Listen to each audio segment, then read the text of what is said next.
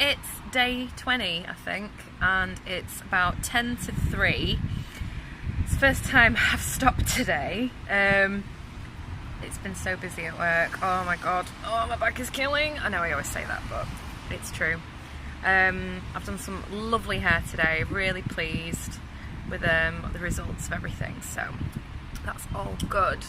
Dan's gone to York today to go see his mum and dad, to like give them the Christmas presents and stuff. I know I shouldn't smoke in my vlogs, but I've got like 3 minutes before I have to go and wash this colour off, so yeah, it's been a really manic day. I'm quite looking forward to going home and chilling, but I don't think we're going to finish early today. Like, I think it's going to be like working past closing time because it's just been non-stop all day. Lee has been rushed off his feet. I have too, but at least I've managed to sneak out for a ciggy now. But poor Lee's just on and on and on, blokes showing up, being arsey as well. I've had an arsey bloke show up as well. Ugh, every day there's been an arsey man. Proper Grinches, it's been awful.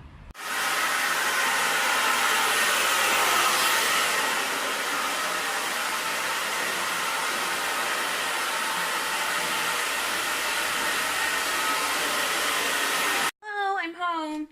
Just finished cleaning the bathroom. Oh, it's very dark. There we go.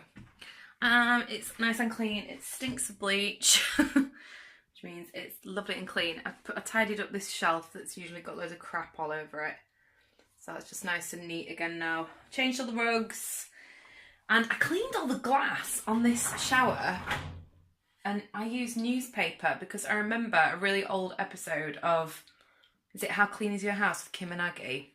It was that. And they said, make sure you polish glass with newspaper. So that's what I did. So it looks really spick and span and lovely, apart from I've just seen a cobweb. So on my cleaning journey, I found like some of my most precious things that I forgot I had. This is a really, really old book, which is a Hans Christian Andersen. It's just a really thin little book. But this is the one my mum used to read me, and the book she used to read to me from. I'm just going to see when this was printed. 1961. It has The Emperor's New Clothes, Ugly Duckling, Snowman, Little Match Seller. Now, the Little Match Seller is like the saddest story you've ever heard in your life. Like, now I'm quite a morbid, I was rather a morbid person when I was a kid. Like, I was fascinated with death. Like, whenever I wrote stories, they would always end in, and then the princess died, and you know, it was like really sad stuff. So it's kind of like a little bit like that, but it's a Christmas story. It's very sad, but it is just, it's lovely. It's a really heartwarming story. There's a little picture of a little match girl there. If you can find a copy of it to read, like, don't read it to your children. Because it's really, really sad, but this is like the little short version. I could read it you, if I'm honest, but I don't know, you'd probably get, I'd cry. I wouldn't be able to read it you, but anyway, The Little Match Seller by Hans Christian Andersen. See if you can find it, because it's a really lovely story, but get your tissues ready. Get out of my work clothes, put some snuggly PJs on. I just ordered a curry because I'm not cooking. I'm absolutely shattered. Dan's done the kitchen properly. Like, he's not just washed up. We've like properly cleaned it and sorted out and stuff. Just taking my leggings off. So yeah, the house is like really nice now. Which is awesome. Oh my god, my feet absolutely hum. I said I was going to wash these shoes, and I'm not going to have time now to wash and dry them before Christmas. I'll have to treat myself for Christmas washing my trainers. Also, stuff I ordered from ASOS yesterday, well, that came yesterday, I've opened it up, and I actually ordered some slippers for someone, and I've tried them on because they were only small, medium and large, the sizes you could get. And I ordered a medium thinking it would fit, and I've tried them on and they actually fit me. Baggy, and I know this person has smaller feet than I do. So I looked today to see if I could find a small, and there aren't any. So I don't think this person's going to wear them if they don't fit them, obviously.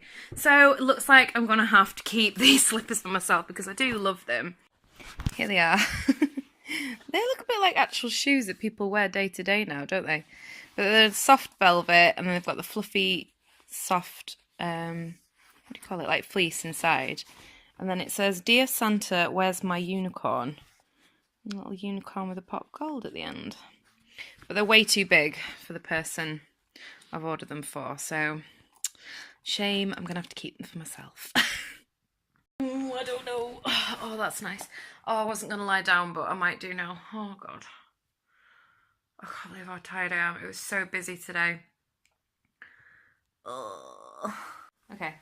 It's called The Little Match Seller. Oh, is it the girl? Yeah. Oh, it's very sad. Yeah, I know. You don't need to bring this out, you know. It's only little, but it's Christmas. It was terribly cold. Snow was falling, and soon it would be quite dark. For it was the last day in the year, New Year's Eve. Along the street, in the same cold and dark, went a poor little girl in bare feet. Well, yes, it's true, she had slippers on when she left home. But what was the good of that? They were great big slippers which her mother used to wear, so you can imagine the size of them. And they both came off when the little girl scurried across the road, just as two carts went whizzing by at a fearful rate.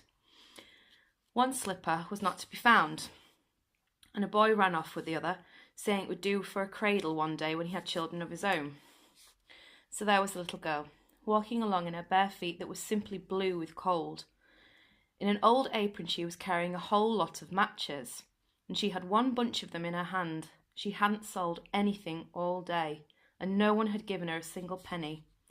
Poor mite, she looked so downcast as she trudged along, hungry and shivering. The snowflakes settled on her long flaxen hair, which hung in pretty curls on her shoulders. But you may be sure she wasn't thinking about her looks. Lights were shining in every window, and out on the street came the lovely smell of roast goose. You see, it was New Year's Eve. That was what she was thinking about. Over in a little corner between two houses, one of them jutted out rather more into the street than the other. There she crouched and huddled with her legs tucked under her, but she only got colder and colder. She didn't dare to go home, for she hadn't sold a match nor earned a single penny. Her father would beat her, and besides, it was so cold at home. They only had one bare roof over their heads, and the wind whistled through that, although the worst cracks had been stopped up with rags and straw. Her hands were quite numb with cold. Ah, but a little match, that would be a comfort. If only she dared pull one out of the bunch, just one, strike it on the wall and warm her fingers. She pulled one out. How it spurted and blazed! Such a clear, warm flame, like a little candle, as she put her hand around it. Yes, what a curious little light it was. The little girl fancied she was sitting in front of a big iron stove with shiny brass knobs and brass facings, and such a warm, friendly fire burning. Why, whatever was that?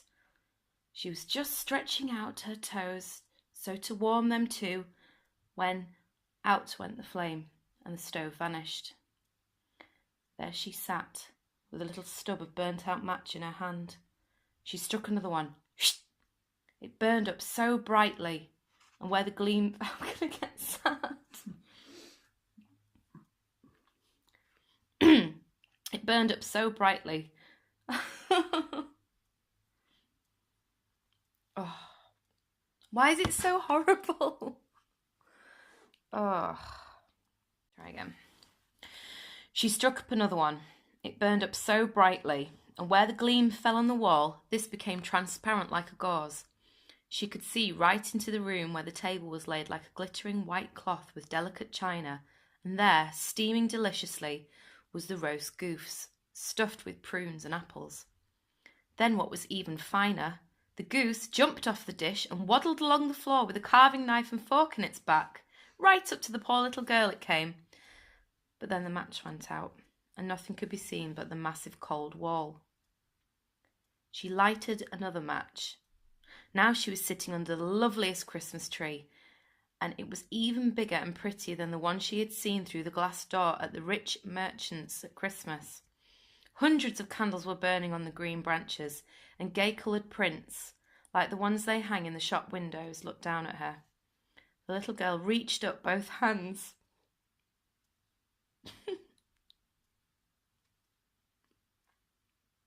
Then the match went out. All the Christmas candles... I can't read it! All the Christmas candles rose higher and higher until now she could see they were shining stars. One of them rushed down the sky with a long fiery streak.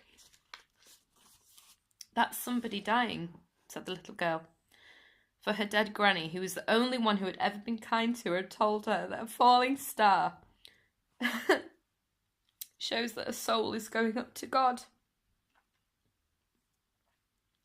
She struck another match on the wall, and it gave a glow all around, and there, in the midst of it, stood her old grandmother, looking so very bright and gentle and loving. "Oh, Granny," cried the little girl, "do take me with you. I know you'll disappear just as soon as the match goes out, just as the warm stove did, and the lovely goose, and the wonderful great Christmas tree." And she quickly struck another match, and the rest of them in the whole of the bunch, for she did so want to keep her granny there. And the matches flared up so gloriously that it became brighter and brighter than broad daylight. Never had Granny looked so tall and beautiful. She took the little girl into her arms, and together they flew in joy and splendour, up and up, to where there was no cold, no hunger, no fear. They were with God.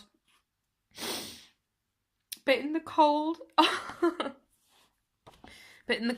early morning, huddled between the two houses, sat the little girl, with rosy cheeks and a smile on her lips, frozen to death on the last night of the old year. The new year dawned on the little dead body, leaning there with the matches, one lot of them nearly all used up. She was trying to get warm, people said. Nobody knew what lovely things she had seen. In the glory, she had gone with her old granny to the happiness of the new year. How did my mother ever read that to me? Oh.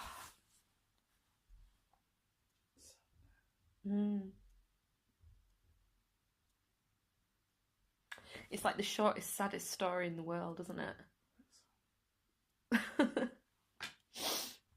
I think I must read it how my mum used to read it to me, you know, like the rhythms and the inflections and stuff. You probably do a lot like your mum.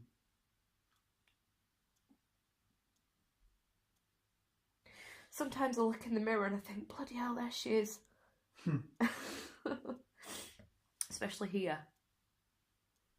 These jowls that try to come through. You're right, your mum. Inside. You know? Yeah. Alright. How bad is it? We watched Love Actually and I cried even more. Taking my Sugar Bear hair pill thing, supplement thing. It's good. I don't know if it's working. It's only been a few days. What's she got? Incidental brush. Why's she got that? My incidental brush now. Oh, Meg. Meg, you stole your fiend. You stole your fiend.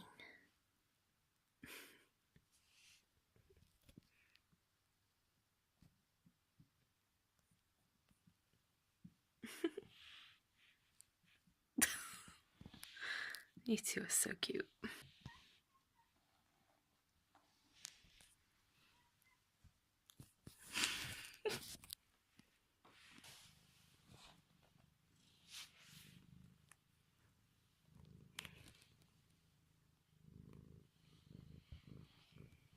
Anyway, we're going to bed. So thank you for watching. Please subscribe, give me a thumbs up, and I will see you tomorrow. Bye.